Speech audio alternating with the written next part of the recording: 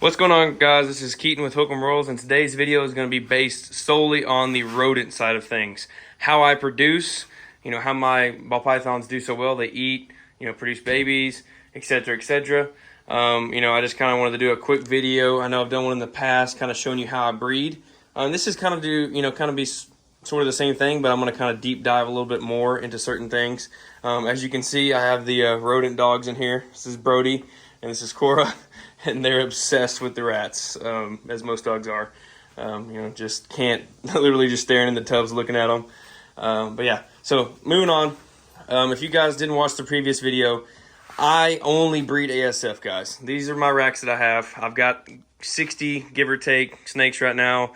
Probably another 60 to 80 coming that are in the incubator, or females that have already ovulated.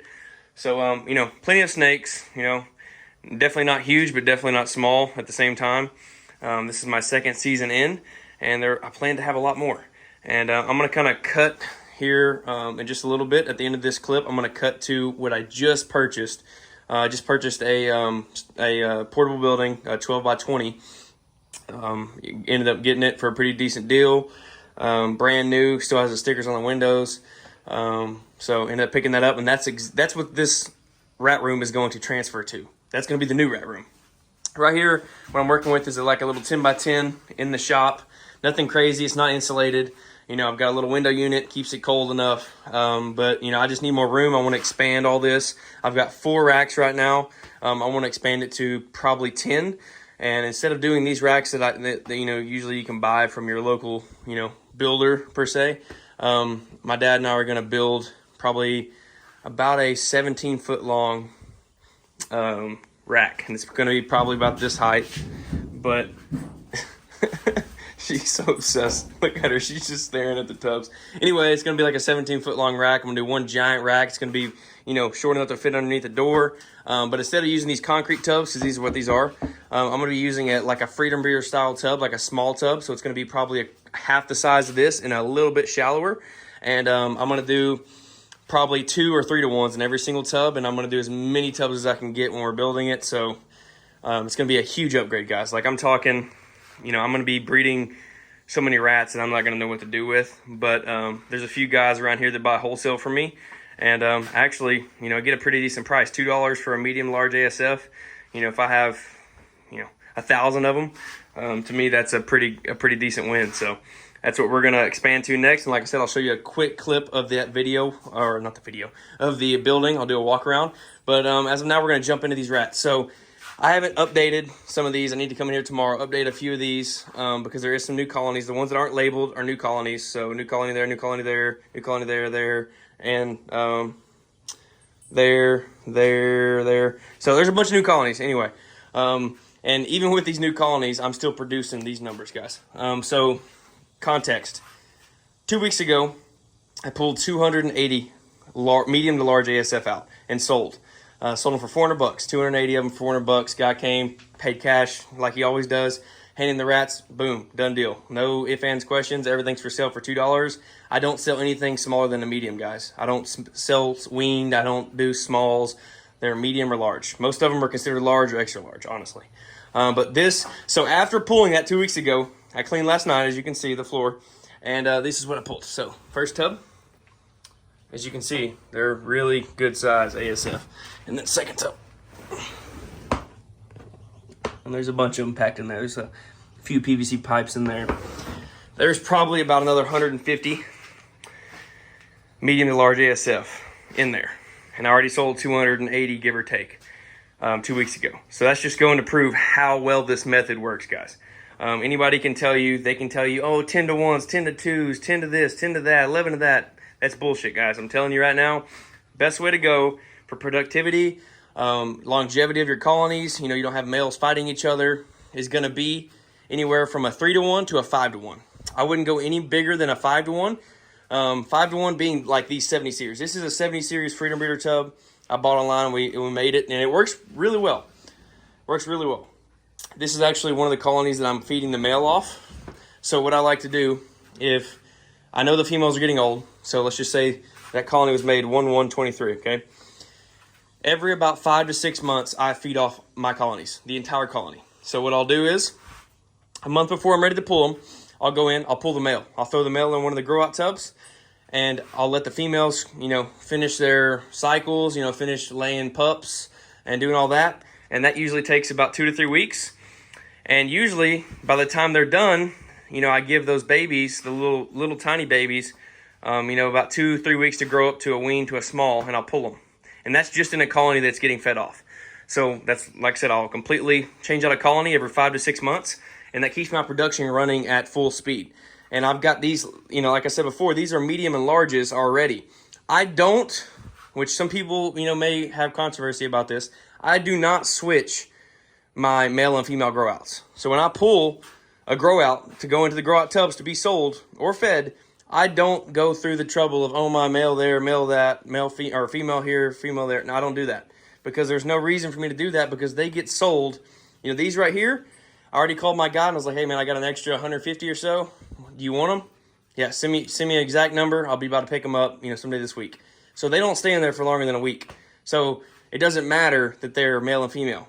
They get along just fine. I've never had one die in there because they're fighting. The only way they fight is if you separate them, into 2 males to like 4 or 5 females. So that being said, I do not separate male and females in the grow out tubs. And what that does for me is when I'm ready to, let's just say I'm ready to feed this colony off right here, I've already got females that are bred. Those females are already getting bred. There's probably just as many males in there as there are females at a given time. So there may be 50 females and 50 males in that one tub for 6 days. They are well above breeding age. They're medium to large ASF. They are breeding, guys. I mean, they're humping. They're going to Pound Town in there. So that being said, I don't have to worry about going through that month-long to month-and-a-half-long process of letting those ASF grow up to be a breeding size, and then let them introduce themselves and start breeding, and then finally a month later I'm getting a clutch of babies. No, it's not how it works. These females are ready to burst within 2 to 3 weeks putting in those tubs, and every single one of them is bred. I've never not had a female bred before I put them into a grow out tub. So it takes my time, my working time for these ASF to reproduce down to basically nothing, guys. And that's the way to go. I'm telling you, some people will hate it. I've had no problems. I have over 100 ASF in a given tub at a time, for a maximum of probably 5 days, give or take. And I've never had one die as long as there's food in there. They get fed every day. You can still see there's a little bit of leftover food. They'll get fed every day, and they'll get sunflower seeds, because I'll have to, make sure that they have enough in there, since there is, probably 100 ASF in that tub.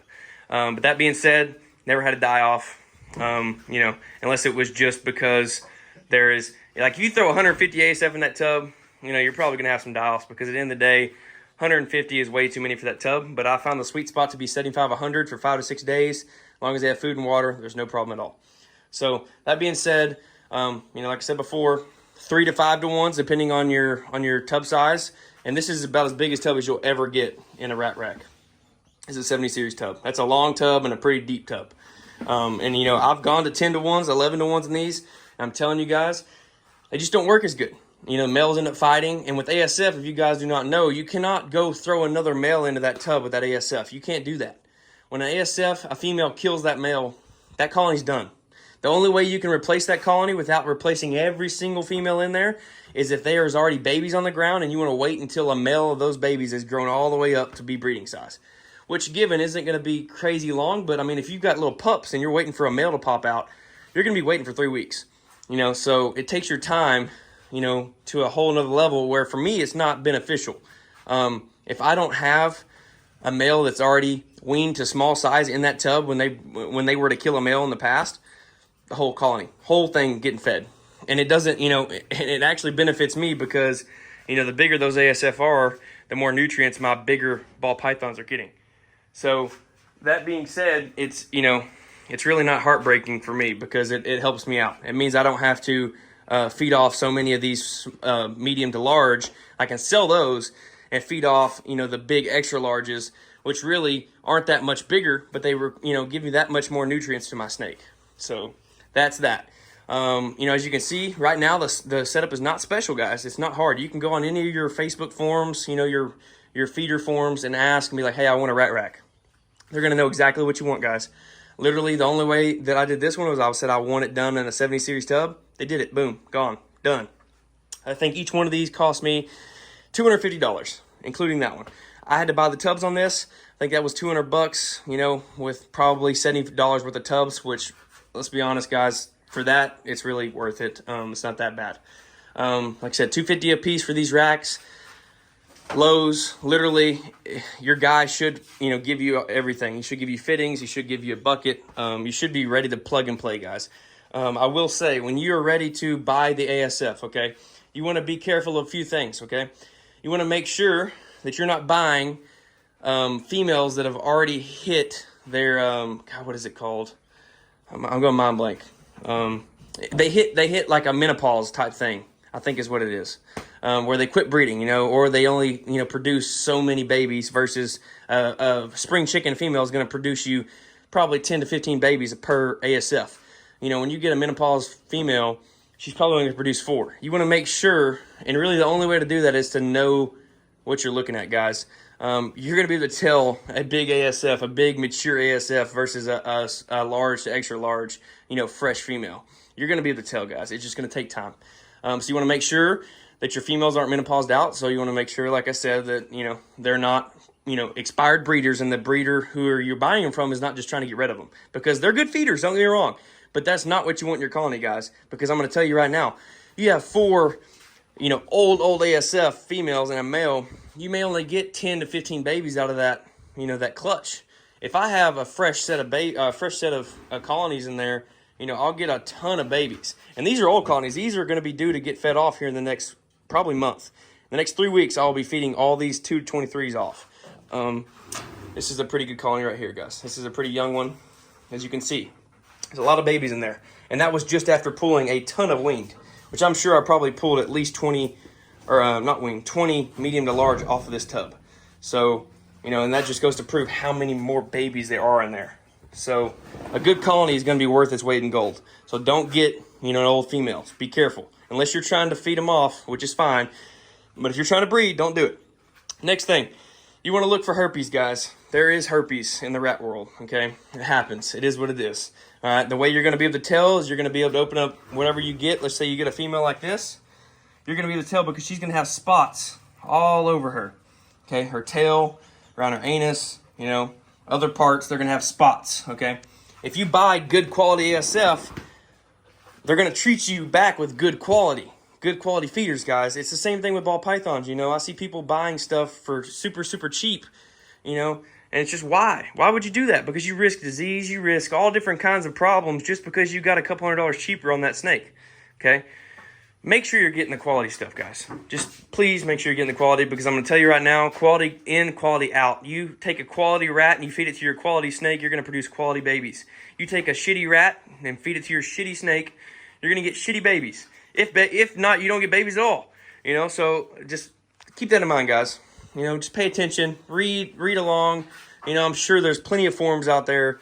You know, I know there's a few in Texas that are rodent forums that teach you everything you need to know about what you're supposed to be getting as far as feeders or breeders, you know, or pets, guys. Some people keep these things as pets. I hate rats. I'm not a rat guy, okay? I use these things right here, these tongs, and I put these gloves on right there, okay? I don't get bit. I don't get touched. I don't treat them bad. But I also don't treat them like they're my pets either, guys. I mean, at the end of the day, these are a means to end to me. Yes, they have a beautiful life. They have a great life. They get fed. They get all the food they want. They get all the water they want. They get black sunflower seeds, you know, in here as much as they want. You know, they get as much as they want. Sometimes they get fresh vegetables if we have it in the garden. You know, they are happy. Trust me. All they have to do is breed and eat and shit. Okay, it's a good life. All right. And I like to treat them that way. That's why, personally, I don't do any of the, you know, knocking them over the head and freezing them or putting them in a chamber and freezing them. Personally, I just can't do it. You know, I know there's money in it. It's just not for me, guys. It's really not. I can't do it. You know, there's a certain point. Call me soft, whatever. And it may change in the future, but I'm going to try to keep it just straight live. You know, I want to throw the rat in there, walk away, be done, okay? It's the best thing for your snake. You know, and that's another thing. Feeding live is obviously going to be better for your snakes, guys. It's like the difference between going to the grocery store and buying something that is, you know, made in a factory, you know, conjured up like a hot dog. Okay, let's say you go buy a hot dog from the store. It's not going to be as good for you as if you go straight to the butcher and get you a hamburger fresh off a cow. You know, I mean, I know it's two different things, but you kind of get what I'm saying, guys. It really depends, you know, on the quality of what you have.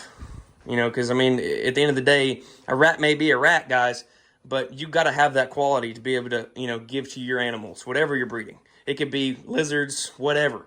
You know, this is just what I do. And like I said, I've switched from rats and ASF to just ASF. My snakes eat 10 times better, guys. I have females that aren't getting overfed. Okay, I feed once or twice a week. And the only reason I would feed twice a week is because these ASF are about 2 times as small as a small rat. Okay, but they are packed the punch in protein. All right, and by saying that, I mean my snakes, I'll have a female that's 12 months old, and she'll easily be breeding size. She'll easily be 1,200 grams plus. No problem at all.